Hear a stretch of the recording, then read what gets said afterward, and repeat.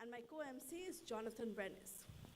Today we are gathered here to talk on the absolute fundamentals for the social business movement, on entrepreneurship and the 3 zeros. I think it's time that we get back down to the drawing board, to the absolute basics, to redesign our current self-destructive civilization. So without further delay, let us start the conversation. First up, we have some important and inspirational messages from a number of people. And I would like to welcome our Executive Director of Yunus Center, Ms. Lamia Morshid, on stage to share her welcome message. Ms. Lamia Morshid, please.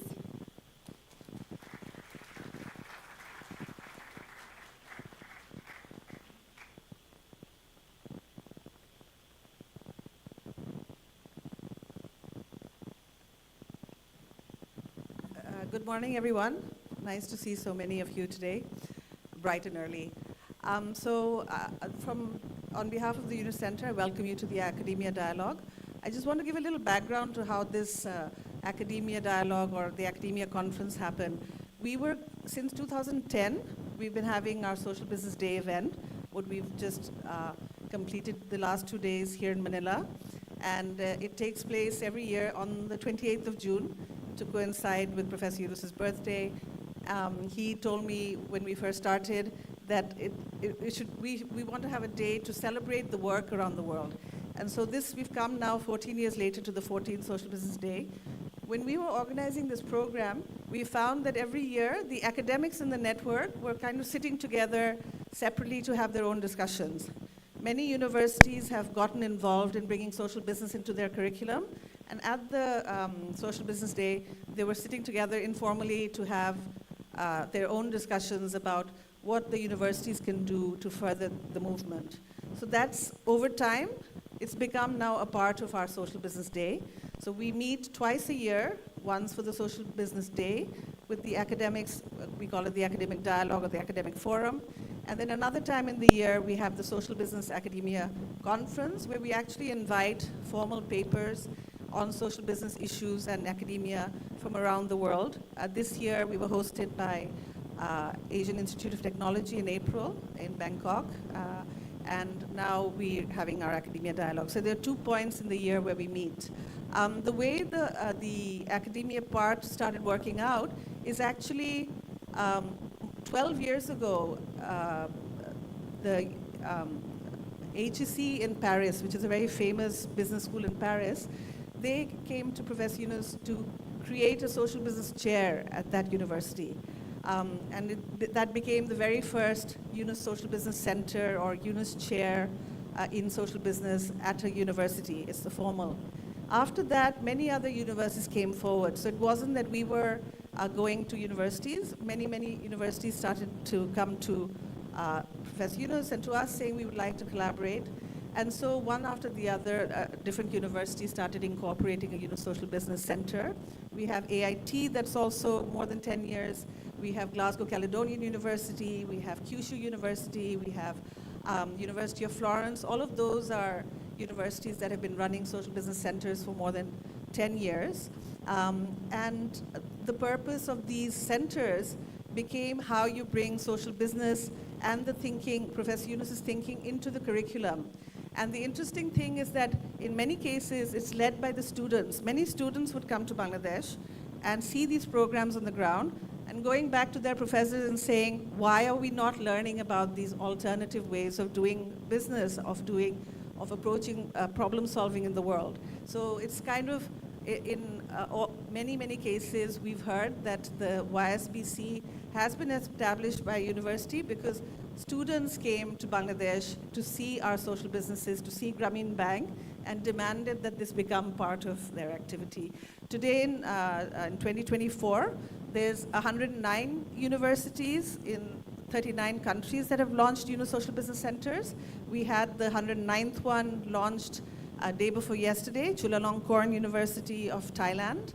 And each one has an agreement with Yunus Center for the use of Professor Yunus's name. But beyond that, we don't control what the university does.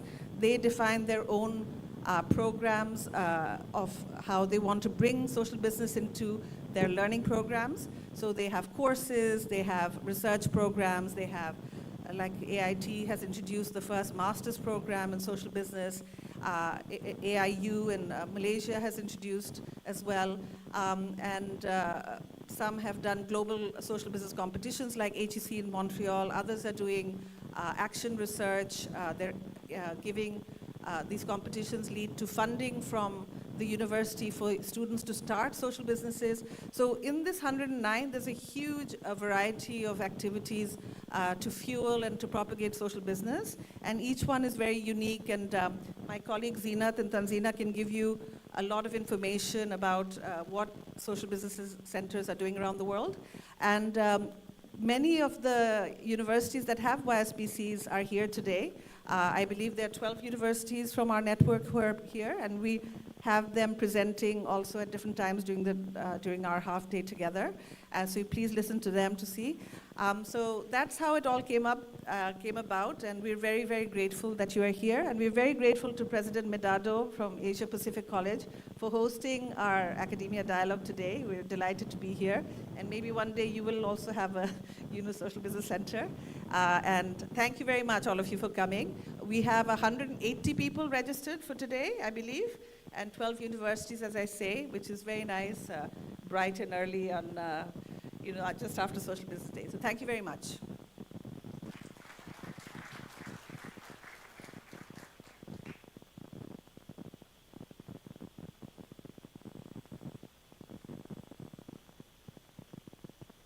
Next up, we have Dr. Maria Teresita Medado, the president of the Asia Pacific College of Philippines.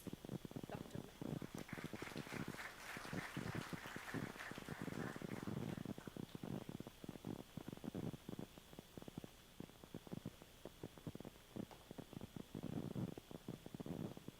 Good morning and welcome to Asia Pacific College.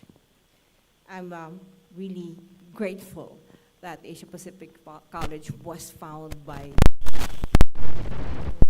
This is something that we need to celebrate, I guess, not only today, but for the rest of our years here in Asia Pacific College. I've only met Professor Yunus now, just right now, just about 5 minutes ago. And what impresses me about it is that really, I'd like to talk about humility, and I'd like to talk about pervasiveness. His influence is everywhere. And so, ladies and gentlemen, I really am so happy that APC was chosen to be one among the schools, the over 100 schools now connecting to Yunus. I'd like to mention as well that we are delighted to extend that warm welcome to Dr. Yunus, of course, and Professor Yunus, renowned, of course, everybody knows, the founder of Union Bank in Bangladesh. And the Philippines and Bangladesh has history together. And I'm so proud, again, that I guess every country is here. I'd like to mention them, but don't have the list right now. But you see, you stand here. I think Asia Pacific College is your home, and there are serendipitous occasions, okay, that will happen from here on. I believe because of this, it's a fitting acknowledgement that Asia Pacific College owes its existence to also a visionary philanthropist. And this is the reason why we welcome you with open arms. This is Mr. Henry C. Mr. Henry C. built this school, Mr. Henry C. Sr. And his enduring legacy, even after his passing, continues to shape our institution. Mr. C. established the college to empower the youth and drive social development through educational grants and scholarships, primarily facilitated by SM Foundation. SM Foundation owns APC 80%, and the other partner is IBM Philippines. Today we stand at the intersection of these two remarkable people, Professor Yunus and, of course, our very own Mr. C. This is the impact of Mr. Henry C. right now that you are walking on this stage. And with wisdom and passion, we will ignite fresh ideas and drive meaningful change. I guess I will end by saying that this is really serendipitous because now, today, you have seen Professor Yunus walking on the floor that Mr. C had established. There is a link. There is a passion between us. There is, of course, the vision of a long-term relationship between APC and your foundation.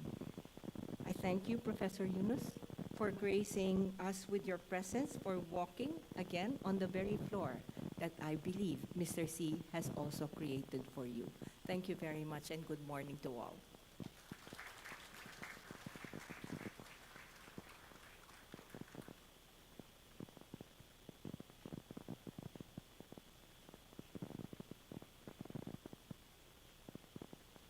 Thank you very much, Dr. Tata and the APC family for organizing.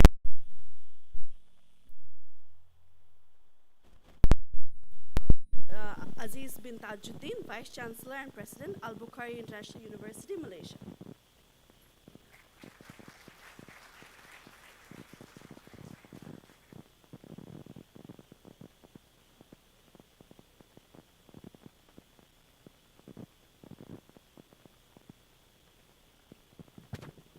Bismillahirrahmanirrahim. Assalamualaikum warahmatullahi wabarakatuh and a very good morning. First and foremost, thank you, Zidan, Honorable Prof. Yunus, Dr. Midado, and the rest of the guests. Thank you very much for giving this opportunity to be on stage in this very important event. And I believe for Yunus Center and the colleagues to organize academic dialogue is very, very important. Because, as you know, that we will be the driver. We will be the engine that will drive the other student. And the meeting together of academia is very, very important. And of course, we know that a university is dealing with evolving knowledge, whereas the school deals with established knowledge. So the meeting of academia is very, very important. And probably some of you may not know Al-Bukhari International University. We are a very focused university. The niche area is social business. And we are very grateful when Prof. Yunus himself accepted our invitation to become our chancellor. So actually the university, from top to bottom, the focus is social business. We live on social business. And I would like to take this opportunity actually to, because we are meeting all the academia here, to a bit campaign for AIU, if you don't mind. The next level that we are going to stretch a lot on the research area.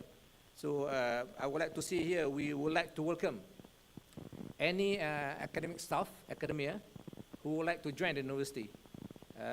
Because our policy is that we take in 50-50, 50 local and 50 international faculty members.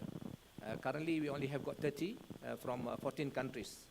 Even though the students now are from 62 countries, 1,300 students in campus, fully boarded. So that's one.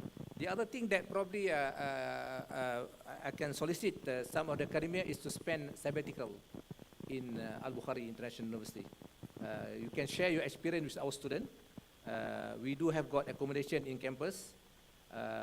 So this is probably another thing that both international and our own Malaysian academic staff can think about, because we would like to share, to receive knowledge from all over the world, and especially not only once a year like this, but more of a continuous program that I think will enlighten and will give our students much more impactful and meaningful experience.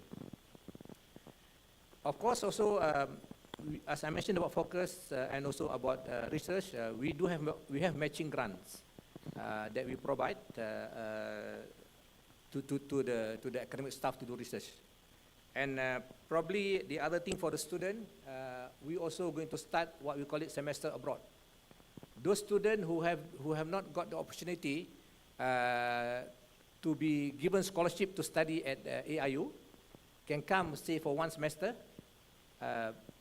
experience the life of Malaysia, and also we bring you to the areas that we do our community work and so on, and interact with our students, and probably the credit can be transferred back to your own university so that you will graduate in time.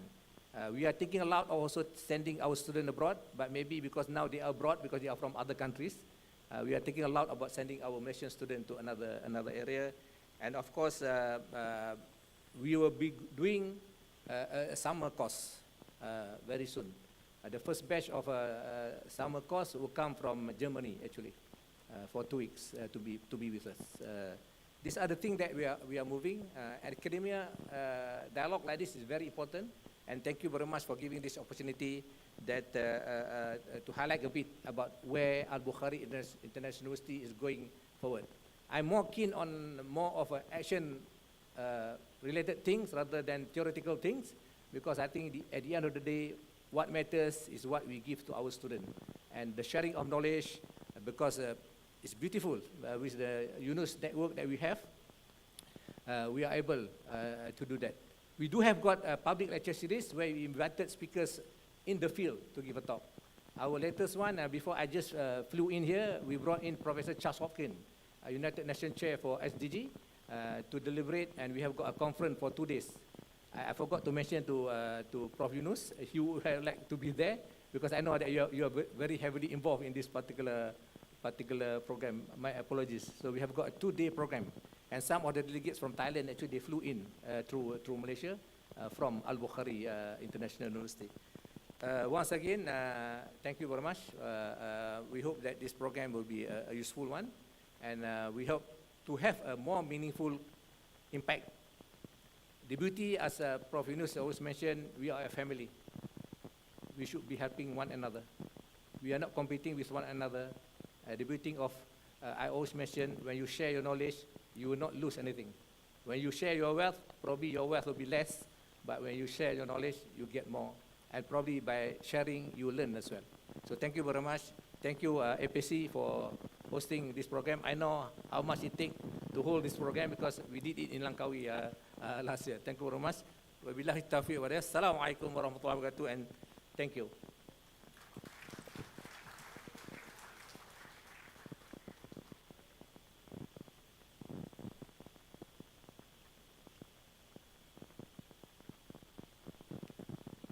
Lots of interesting things happening at AIU. A lot of the universities have also collaborated with AIU to organize events, and if there's interest from APCN to work with AIU, I'm sure Professor Tajuddin will be happy to facilitate such engagements. Now I call on stage General V.K. Sharma, Pro-Chancellor, Amity University, Madhya Pradesh, India, to share some remarks.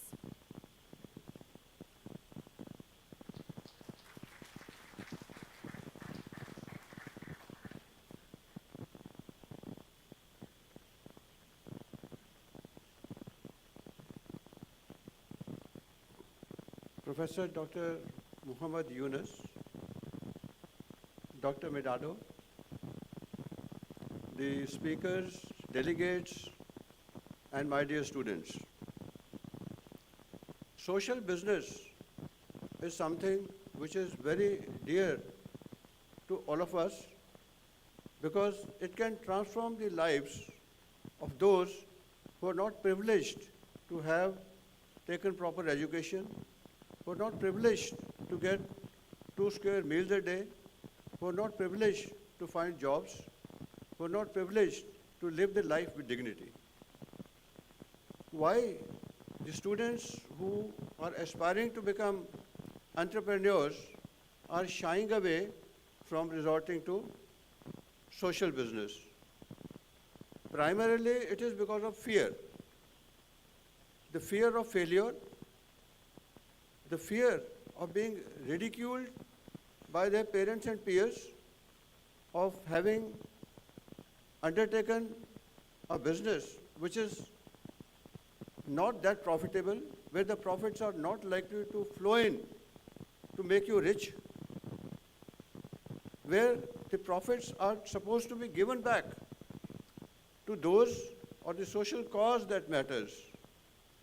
So this fear must be removed. In any case, when I was entering the lift, I found written the values of Asia Pacific College. And one of them says integrity and honesty, which is very essential in life to progress. So fearlessness is something which is to be imbibed by all, particularly the students. And the fear also comes because of our actions and the results being not commensurate with what we think we will get. So my dear students, remember that you got right only to action. You got no right over the results of your actions. You cannot say that what action I take, it must give me the results that I desire. That may not happen. So therefore, remember, you got right over your thoughts, you got right over your actions, but not on the results of thereof. Therefore, do not remain attached to the results. You may have worked very hard. You may be thinking of topping the class, but you don't top. For some reason, because somebody else has worked harder than you. Do not get dejected. And do not stop working, because first time you did not achieve the results. You shall achieve the results sooner or later, because the results are not in your hands. If you remember this, you will be stress-free, you will be fearless, and you will be able to take actions the way you should be taking. Here, I would like to read out a poem by Dr. Professor Rabindranath Tagore, the Nobel laureate for peace, which says,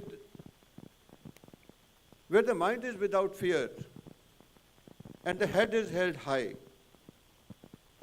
where knowledge is free, where the word has not been broken into fragments by narrow domestic walls, where words come out from the depth of truth, where tireless striving stretches its arms towards perfection,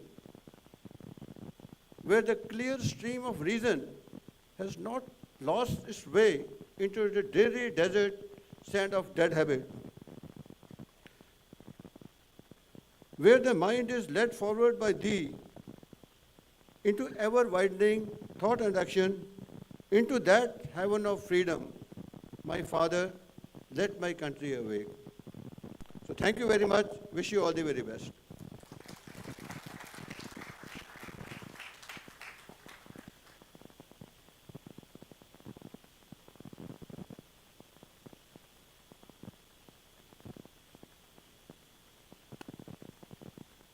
Thank you very much, General Sharma. I hope the students here, especially today, are very inspired by what they have heard. If you have any questions and you want to ask Professor Yunus or any of us, please keep that noted.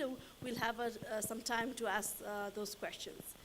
And now for the person we're all waiting for, Professor Muhammad Yunus, Chairman of Yunus Center, Bangladesh. Professor Yunus, please kindly come on stage for your welcome remarks. Professor Yunus.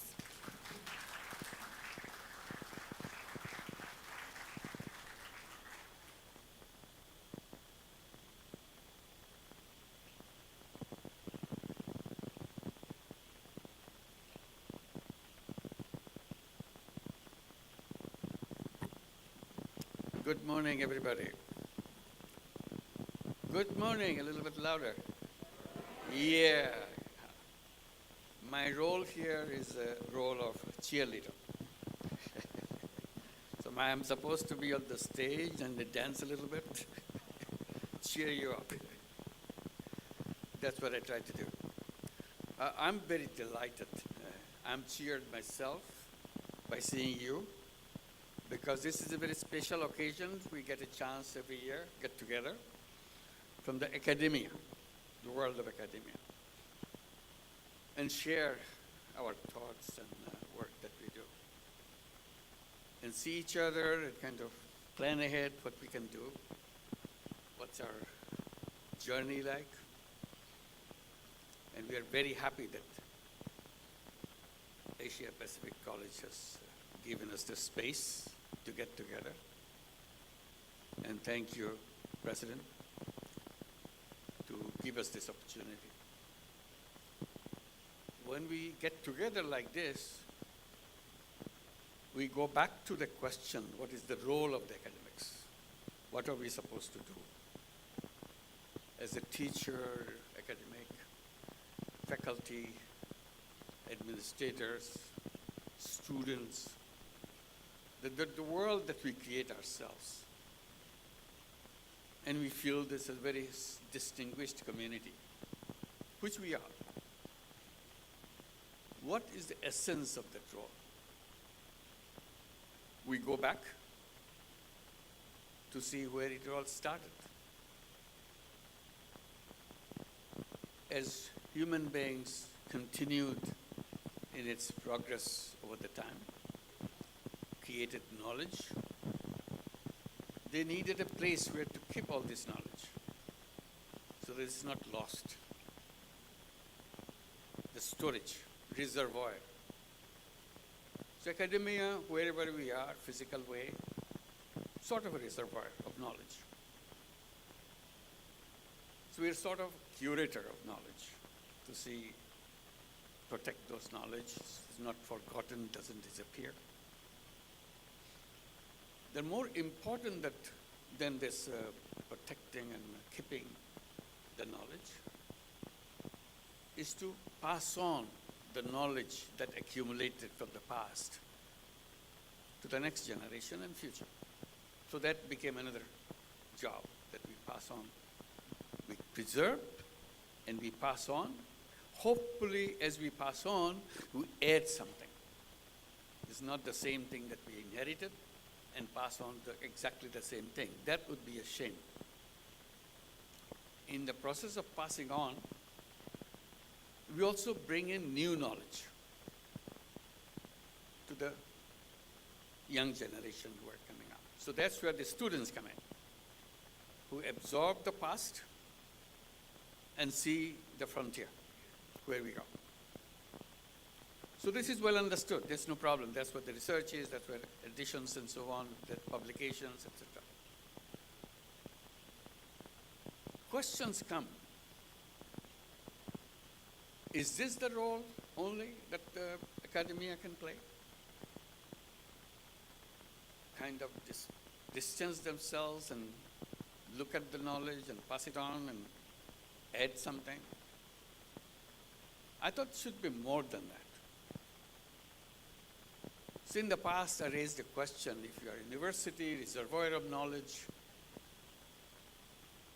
what is the use of this knowledge?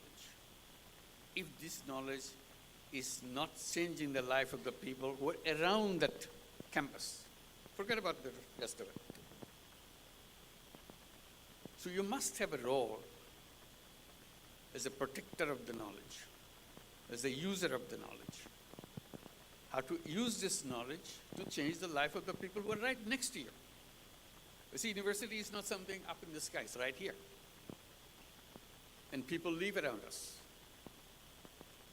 Has this knowledge changed anything in the next 5 years of the college campus or university campus? So that was the question. So I kept saying that, look, we should at least make a principle. If there's a university, there's a campus, 1 kilometer around that campus, the people who live there, the responsibility of the campus to see their life is changed. Otherwise, your knowledge has no meaning. You're just carrying a burden on your shoulder. You don't know what to do with it. That's where our role comes in, raising this question to see how we make use of this knowledge. Change the life of the people in a maybe very insignificant way, if you want to, or very significant way. If you can change the life of the people around the campus,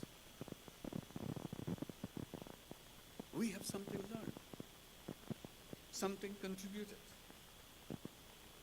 And this is good for enhancing the boundary of knowledge in a concrete way, not just writing a paper. Writing a paper is very important, but application is also very important. So we are on the application side. That's where the idea of this academia conference, along with the Social Business Day, came about. We get together, we can review what we're doing, what needs to be done, and we raise questions. And we raise questions in a particular context. At least we agree in general within the group that we are together, the family that we built, social business family. We believe that this world, the way we have built today, as we live our lives today in this planet, is taking us a wrong path. We have in general agreed on that. We are on a wrong path. And it's our responsibility to stop following that path and create a new path so that we don't destroy ourselves. This is a self-destructive path. We want to create a new path where we protect ourselves, and not only protect, we build a beautiful life. Protection is good, but not good enough. So we say this civilization that we are passing through is a self-destructive civilization. We have to build a new civilization. Who designed that path? That's what the academia comes in. Tell us, how do we protect ourselves? How do we build the path which will not only protect us, also give us a beautiful life ahead of us? And when we say build a new path, we also raise the question,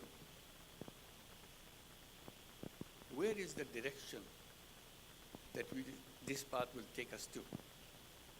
We even defined that. We said this will be a new world, new civilization, built on 3 zeros. That's our core kind of commitment. 3 zeros are zero net carbon emission, zero wealth concentration, zero unemployment. And how to achieve that. And all our discussions, everything, how to achieve those 3 zeros. How to build this new civilization. Sounds utopian? Anybody? And we love utopia. Because you have to dream. Without dream, human life has no meaning. So utopia is a word kind of making you do things which others say, this is just a made-up thing. This is not real. And we come back and say, anything you want to achieve has to start with a dream. Very unreal. Transforming the unreal thing into reality is the objective of human life. And that's where we want to accomplish. Our academia conferences, all our distinguished members of the academy is here. And all the students today we meet new. We put our efforts together to make the dream come true. So we'll be holding day-long debates, discussions, and where we find a path, how do we do that, how do you take the next step, who is doing what. Excitement of it, creating a new world, creating a new civilization. Nothing less than that. If you're dreaming, why should you dream small things? It doesn't cost you anything to dream big. Start with a big dream. And if you can dream it, it will happen. If you don't dream it, it will never happen. So our work today, day-long work, is to go back to our dreams and see how we inch towards making that dream a reality. And we believe nothing is impossible if we put our minds and heart into it. And let's do that. Thank you very much.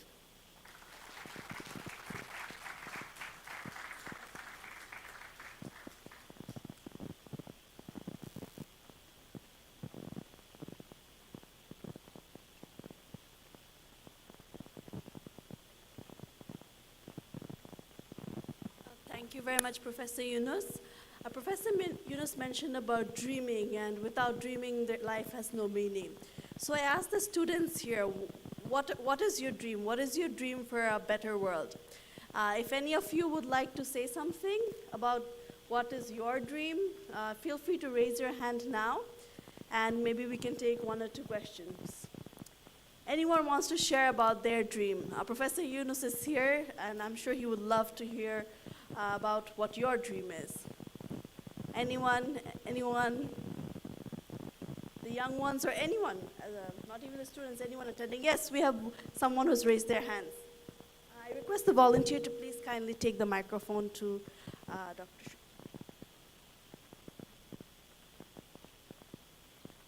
Yes.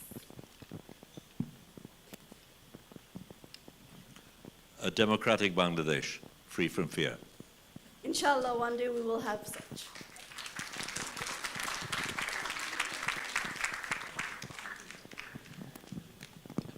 Anyone else wants to share about their dreams? Yes, we have one behind. Bangladesh. I had a dream that the waters of Bangladesh will be available for people to drink, our water. I had that dream. I believed it's possible. I did a demo, and I proved it. So this is to Professor Yunus's approach to dreaming. Thank you very much. Indeed, access to clean water is a problem all over the world. And, once you face it, you really realize that some people, you don't even think about. You have water bottles everywhere. Personally, one personal experience I'd like to share. And so I have a little baby, and when I was flying from the US, I had to wash his bottles in the airplane, and I had to go like many times to the bathroom. The water was dripping like very little, in the airplane bathroom, and I found that very frustrating. It was a big struggle, and then I thought, it's just me, one flight, 24 hours. I'm struggling. There are people who are struggling day and night for a drop of clean water, and I never really thought, because fortunately I have access to clean water. I don't think about this problem all the time. But there are people who are drinking dirty water from the rivers, ponds, and this is their life. They're walking miles after miles for clean water, and we take such things for granted. And personally, when I had that experience, I really realized that, things that we take for granted are struggles for people, and water is a basic necessity. So, indeed, access to clean water is something we should all have, and there are social businesses which are working on it. I know one, Shishir Water, which was YY Ventures worked on that project.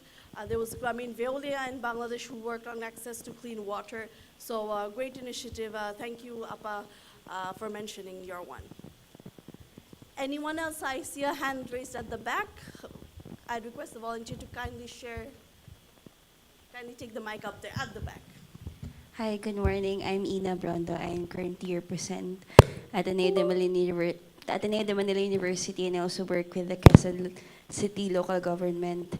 I guess my dream, I've been, Prof. Yunus, I'm so happy to be here because when I was in college in Ateneo, I read your book, and it inspired me to use my management degree to help communities. Like, I can use my management degree, and now that I'm working with motherpreneurs, I call them entrepreneurs. They're entrepreneurs, they're Filipinas, and they're mothers. And my dream for these entrepreneurs, as an entrepreneur myself, is for them to be part of the movement, like because as mothers, we have the heart for it, and I feel like they have the capacity not just to help their own household, but to help other mothers as well. And I think our world needs more of that. So yeah, thank you.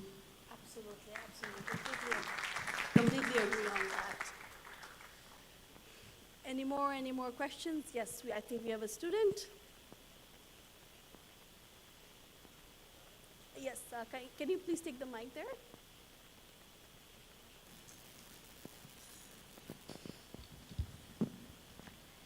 Hello, everyone. My name is Richard, and my dream is one day there will no be plastic waste and other waste in our oceans, our beaches, and our mountains, our roads too. And it will all be replaced by all kinds of reusable things. Thank you. Absolutely, indeed, that's very important.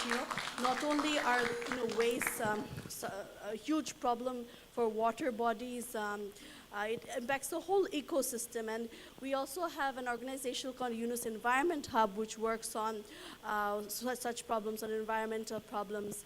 And we've just had a zero waste competition organized by our colleagues in Thailand. So the Yunus network definitely works on this issue, on this problem of waste and environmental problems related to it. So if you're interested, please do look at our websites, the Yunus Environment Hub, for their activities, and see how, maybe you can do collaborations with the college and have a zero waste campus. It was really nice to see. I saw when I got off the car in the morning, like what do you call that, kind of a cage with the plastic bottles. And I never really really thought about this, but it did make an impact because it was an open cage, and that you can put the trash inside. Most of the time the boxes of trash are covered, you don't really think about it. But when it is a big cage with open holes you can see, then you're more encouraged to throw your trash over there versus a closed cage. So I think little things like that do make a difference, and I hope APC, I'm sure, is working on such initiatives on creating a zero waste campus. And if not, please do reach out and we can maybe work on it together. Thank you, thank you. Any more questions? Yes, I think we have one more. We'll take one or two. We've managed time very well, so we have a lot of time for questions this time. Okay, so I wish for a world where education is possible for everyone, because I have learned that education is power, and with education and knowledge, we could never get poor. And it is important. It doesn't have to be academic education. It could be practical, as simple as baking a cake, knowledge, and so on. So it's very important for us to have a place to learn and access this kind of knowledge for everyone to use. Absolutely, that's a very important thing you mentioned. Thank you very much. The Grameen Network also works on providing education and wants to take it all over Bangladesh. They're working. Grameen Shikha works on the education sector. Then we have the Glasgow Caledonian College, which is a nursing college where they train the children of Grameen Bank borrowers and also others to become nurses, qualified nurses. In Al-Bukhari University in Malaysia, I know they are bringing children from, students from underprivileged backgrounds to provide education. So definitely education, as Professor Yunus said, is at the academic institutions, that's where your minds are shaped. You learn what you're going to do in the future, whether you're going to be an entrepreneur or whether you're going to work at a regular job, whatever you want to do, whatever suits you. But access to education opens up your opportunities for your future. And as I mentioned, the Grameen organizations working to provide education to all, not only to the privileged few, but to all. So it's a wonderful dream, and I hope that everyone has access to education, clean water, good food, nutritious food, not only good food, but healthcare, and all our Grameen organizations are working in all of these areas, environment. So whatever you're talented in, it doesn't matter. You might be interested in IT, you might be interested in healthcare, you might be interested in baking, maybe open a bakery with people from underprivileged backgrounds, people who are disabled. There are such social businesses in different parts of the world working on that. So never think whatever talent you have, you can't do anything about it. As Professor Yunus says, everyone's an entrepreneur. Use it to create your business and make it a social business. So, not only you can survive being an entrepreneur and get market wages, but also solve a social problem along with it, because currently there's so many social problems and not enough people are working on it. Later during the day, we'll get to watch a bit of a documentary which highlights some of Professor Yunus's activities, and our colleagues will present it. But do watch that. You will see what is happening in our network and maybe get inspired to do your own thing from it. And maybe last one question. Yes, at the back. Oh, we have two. Okay. Okay, these will be the last two questions. Yes. Okay, I'm Farida Akhtar from Bangladesh. My dream is that no one will go hungry, and the food is produced by the farmers, not the corporations. We do not want the corporate plastic food. We want real food, so that's what we want to do. Absolutely. Again, access to nutritious food by everyone is very important. I think a round of applause for her. We mentioned water, education, of course food. There are nations where tons and tons and tons of food are wasted, and there are people going starving, hungry, no access to nutritious food and no access to clean water. So if we can think of, again, doing a business, creating a social business to take food, nutritious food to remote areas, or serving underprivileged communities. Grameen Danone in Bangladesh makes fortified yogurt for children, and these are sold in the cities, and they cross-subsidize it and sell it at cheaper rate in the remote areas, so children do not suffer from malnutrition. So again, this is every area you'll find that one of the Grameen organization is working on it. So Professor Yunus, who's known for microcredit, is not only focused on microcredit itself, but he has created so many companies which are solving other social problems, and they all need to work together. You have your money, and then healthcare problems, water-related problems, technology-related programs, unemployment, you name it, we'll probably have a social business working on it. So thank you for your question again, and the last one at the back. Hi, my name is Erwin, and my dream is for universities and colleges departments to break down the silos so they can actually start their students working together to solve our world problems and solve the problems within the confines of their university and communities together, instead of separated into departments like management, engineering, etc., etc. Absolutely. Again, I agree to that. I think all this, flows together. Like a social problem is everyone's problem. It's not limited, to the business department. It's not limited to, the management department. And that is why when we have the social business centers, the YSBCs, it's not something that can be established by only the business school or the School of Economics or the School of Management. It can be established by any department, and and social business can be created in any field, whichever you think of it, a social business or a business can come out of it. So definitely agree with your point, and hopefully such will be happening with APC, and we can have a YSBC working here soon in the future, working across all the departments, and social business out of it. So that's would be a great thing to outcome from this event. So I think the opening session part, we are done, but if anyone is dreaming of coffee and snacks, it's outside. Thank you very much. We'll start with our first plenary session in a few minutes. Thank you very much.